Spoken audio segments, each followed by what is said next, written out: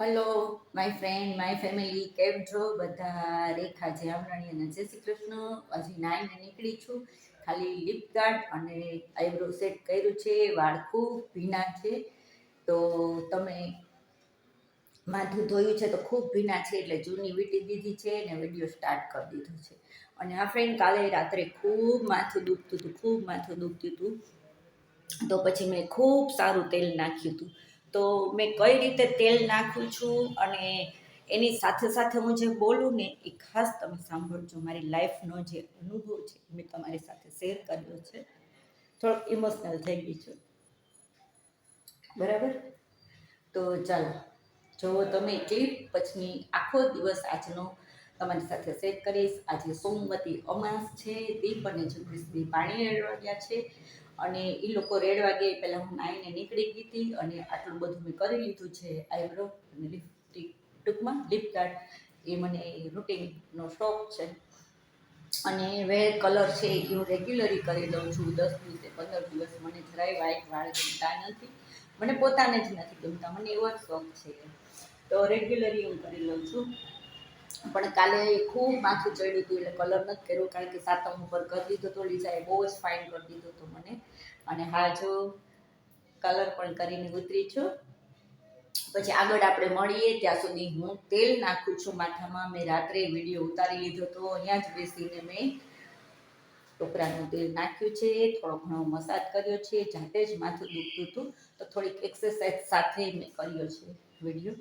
તો તમે લોકો જુઓ, એન્જોય કરો, સાંભળો, સમજો મને. અને જો મારા બ્લોગ તમને ગમતા હોય તો ફ્રેન્ડ ફેમિલીમાં શેર કરો, બરાબર છે? પછી આગળ આપણે મળીએ. અને દીપ અને જગદીશભાઈ પાણી રેડવા ગયા છે, એ આવે પછી તમને એની સાથે પણ વાત કરાવીશ. ચાલો, જય દ્વારકાધીશ, જય માતાજી. આગળ આપણે વળીએ, બરાબર?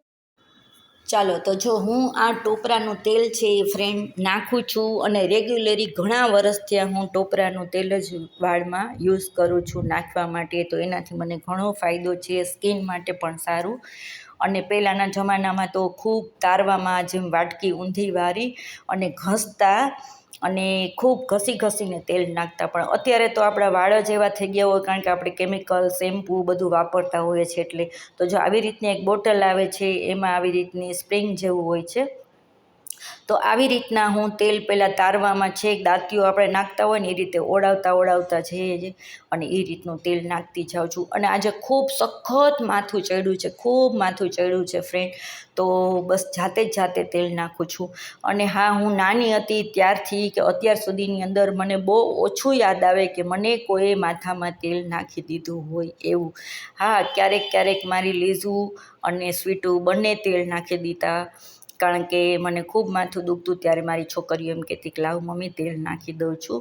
તો બસ આવી મારી નાની વાત છે, પણ સાચી વાત છે, તમારી સાથે હું શેર કરું છું.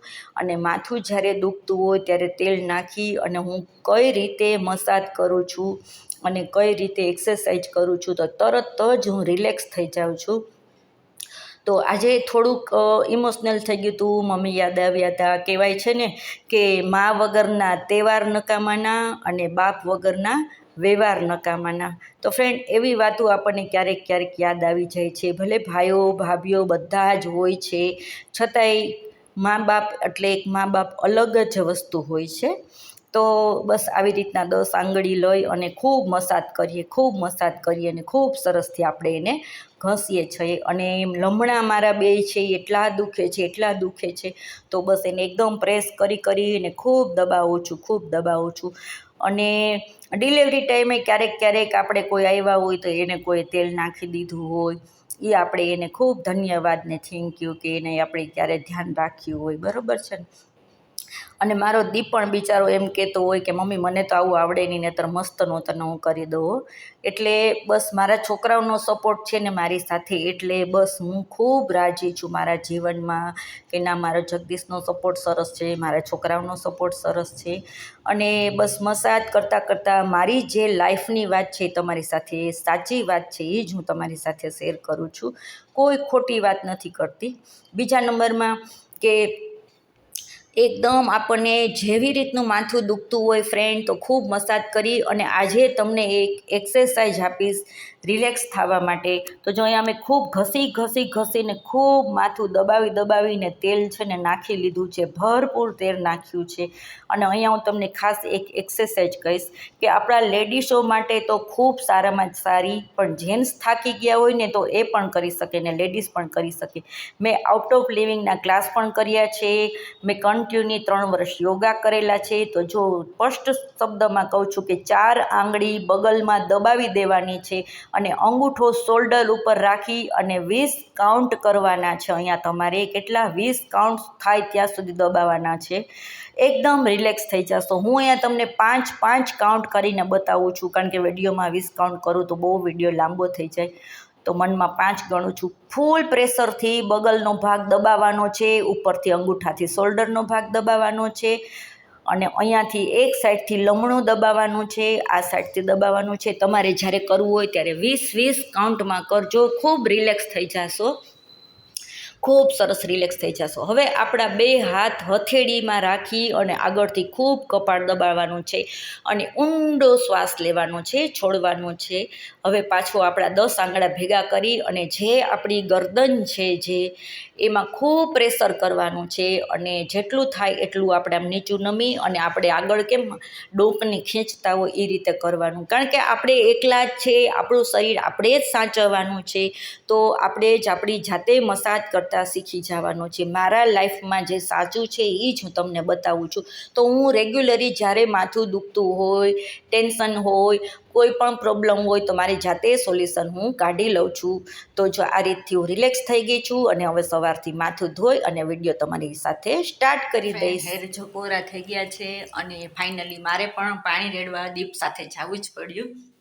એ લોકો ગયા હતા પાણી રેડવા, પણ ફૂલ ગળદી હતી તો એ લોકો પાછા આવ્યા તરત જ. અને પછી મને કે હાલ મમ્મી તું પણ, અને થોડુંક શૂટ પણ થઈ જાય, તો હું પણ એની સાથે ગઈ હતી. અને હજી આવી છું અને જોઈ લો રસોઈમાં દાળ બાફીને ગઈ હતી, લોટ બાંધીને ગઈ હતી, શાક સુધારીને ગઈ હતી. ત્યાં સુધી ત્યાં થોડુંક ટ્રાફિક ઓછું થઈ જાય, કારણ કે આજે સોમવતી બહુ મોટી અમાસ છે તો ફૂલ ટ્રાફિક હતું. તો હવે હું રસોઈ કરીશ, ખૂબ મોડું થયું છે ને લોકો બહાર ગયા છે ને જોઈ લો ઘરમાં હું સાવ એકલી છું. પણ એકલી નહીં, તમે મારી સાથે છો, મારા ફ્રેન્ડ, મારા ફેમિલી, મારું યુટ્યુબ, મારું ફેસબુક, મારું ઇન્સ્ટા, બધા તમે લોકો મારી સાથે છો, મને ફૂલ સપોર્ટ કરો છો. હું ખૂબ ખુશ છું, તમને ખ્યાલ આવી જ ગયો હશે.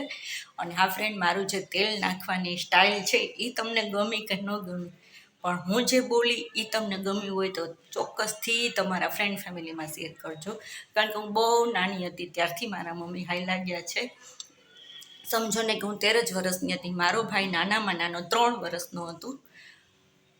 તો થોડુંક આ એવો દિવસ હોય ને ત્યારે થોડીક યાદ આવી જાય. અને મને અવળી ઉંમર થઈ ત્યાં સુધીમાં કોઈ દિવસ માથામાં તેલ નથી નાખી દીધું. સોરી નહીં. ચાલો ફ્રેન્ડ, તો પછી હું તમારી સાથે વાત ન કરી શકી અને મેં તમને કીધું ને કે દીપ આવ્યો તો ઘરે, અને હાલ મમ્મી ગળદી બહુ જ છે તો પાણી પીવડાવવા, તો હજી પણ એટલી જ ગળદી હતી તો પણ હું આવી. તો ફ્રેન્ડ, મેં ક્લિપ શેર કરી લીધી છે.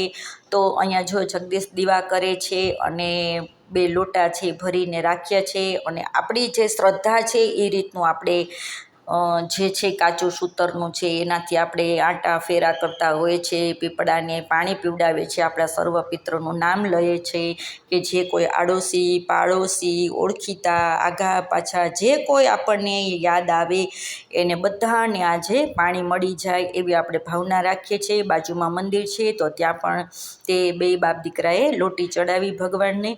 અને હવે ફાઇનલી ઘરે આવી અને પછી અમે રસોઈ કરવાના છે. તો આજે ફૂલ ડીશ તમારી સાથે શેર નથી કરવાની, બનાવવાની પણ ડીશ બનેલી છે શેર કરીશ. અને હા ફ્રેન્ડ, જ્યારે અમે મંદિરેથી આવતા હતા ત્યારે રસ્તામાં ખૂબ સરસ શાકની રેકડી મળી, તો થોડુંક શાક પણ લીધું.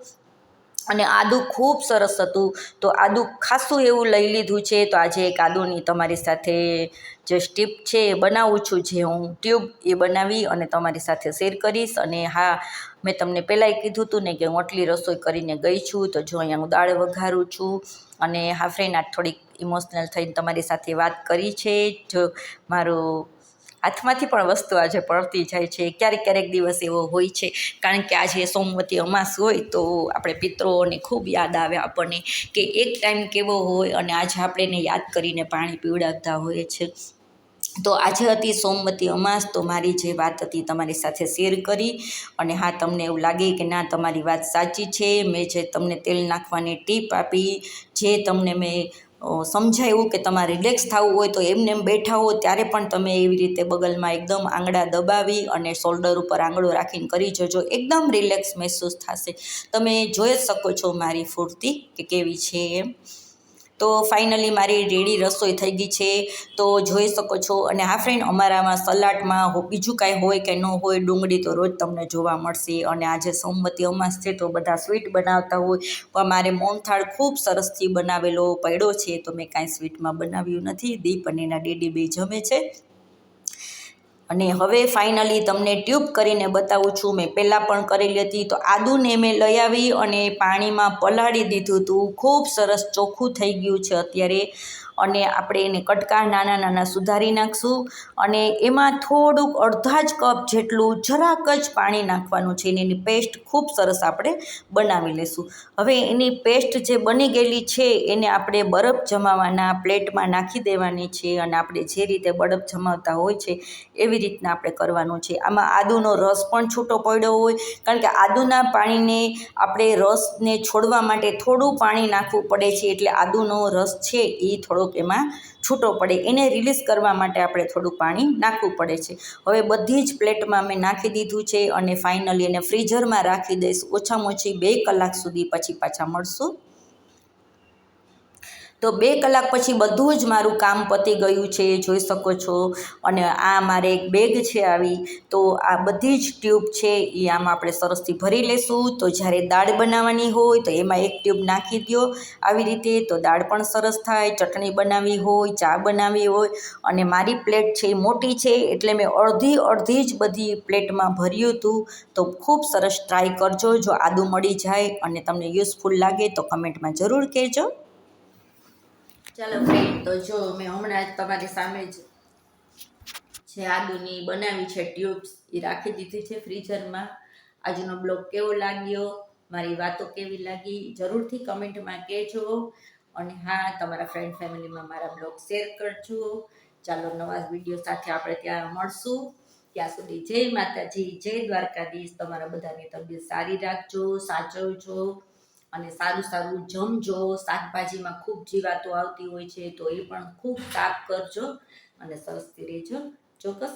તો ચાલો, સ્વસ્થ રહ્યો, મસ્ત રહ્યો, ખુશ રહ્યો. પછી નવા વિડીયો સાથે મળશું જલ્દી. હવે હું વાસણ ગોઠવી લઉં છું.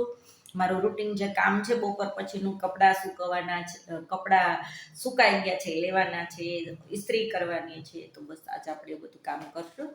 અને હા ફ્રેન્ડ, આજે મેં કપડાં ધોયા નથી. આજે બહુ મોટી અમાસ છે, કાલના ધોયેલા ઇસ્ત્રી કરવાના બાકી છે. તો બસ હવે ચા પાણી પીશ, થોડુંક કામ કરીશ અને પછી ઇસ્ત્રી કરવા જઈશું. પણ તો મેં કીધું વિડીયોનું એન્ડિંગ કરી નાખીએ, પછી આપણે જઈએ. તો ચાલો, વાતો તો ખૂટશે જ નહીં. તમારી સાથે હું વાતો કરવા બેસીશ ને તો મારી વાતો તો પૂરી જ નથી થવાની ફ્રેન્ડ. એવું થાય કાંઈક નવીન હોય તો ચાલો મારા ફ્રેન્ડને કહી દો, મારા ફ્રેન્ડ આ શેર કરી લો, વિડીયો ઉતાર લો, ક્લિપ ઉતાર લો. એટલી ઉત્સાહ હોય છે મને હવે તો. તો ચાલો, હવે નવા બ્લોગ સાથે કાલ પાછા મળશું જલ્દી.